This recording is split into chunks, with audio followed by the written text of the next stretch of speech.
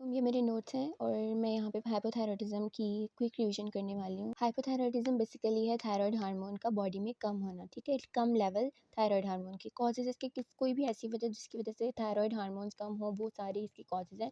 जिसमें कंजेनाइटल अगर देखें तो डिसहार्मोजेनेसिस या फिर थायराइड का एप्लेज़िया हो जाना, यानी थायराइड बनना ही नहीं या कम बनना।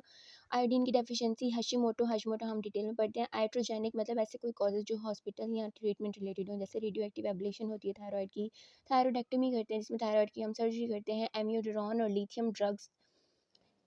और लिथियम ये 2 ड्रग्स होते हैं। इसके अलावा एंटी थायराइड ड्रग्स। तो ये सारे कॉजेज़ हो गए हाइपोथायरॉयडिज्म के। हाशिमोटो थायरॉइडाइटिस क्या है कि ये एक तो मोस्ट कॉमन कॉज़ है हाइपोथायरॉयडिज्म का, और ये ऑटो इम्यून डिजीज़ है। इसको हम क्रॉनिक लिम्फोसिटिक थायरॉइडाइटिस भी कहते हैं। एक्चुअली DR3 और DR5 के साथ एसोसिएट है। इसकी एंटीबॉडीज़ इंपॉर्टेंट है, एंटी थायरोग्लोबुलिन एंटीबॉडीज़ और एंटी थायरॉइड पेरोक्सीडेज़ एंटीबॉडीज़, जिसको हम एंटी TPO एंटीबॉडीज़ भी कहते हैं। क्लिनिकल फीचर में अगर हम देखें तो जर्नल में weight gain, decrease appetite, cold intolerance बहुत इंपॉर्टेंट है, वेट गेन बहुत इंपॉर्टेंट है, स्किन ड्राई होगी, हेयर ड्राई होंगे, हेयर लॉस होगा।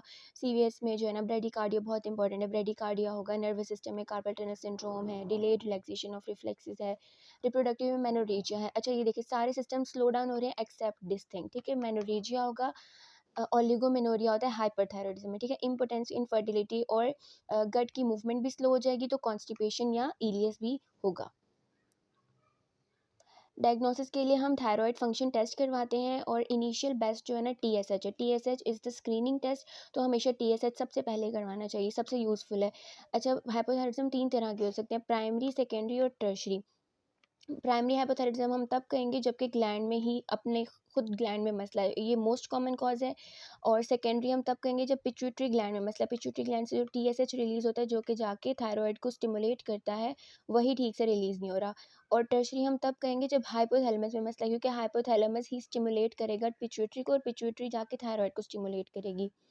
अच्छा, TSH इन सब में, बाकी सारे हाइपोथायरॉयडिज्म में कम होगा एक्सेप्ट प्राइमरी। प्राइमरी में इंक्रीज़ होगा, T3 T4 तीनों में डिक्रीज़ होंगे, और ECG में हमें साइनस ब्रेडिकार्डिया मिलेगा। ट्रीटमेंट की अगर हम बात कर लें तो ट्रीटमेंट इसका लाइफ लॉन्ग लेवोथायरोजीन होता है, जो कि T4 का एक और नाम है। जब सीवियर हाइपोथायरॉयडिज्म हो जाता है उसको हम मिक्स्ड एडिमा कोमा कहते हैं। ये एक मेडिकल इमरजेंसी है।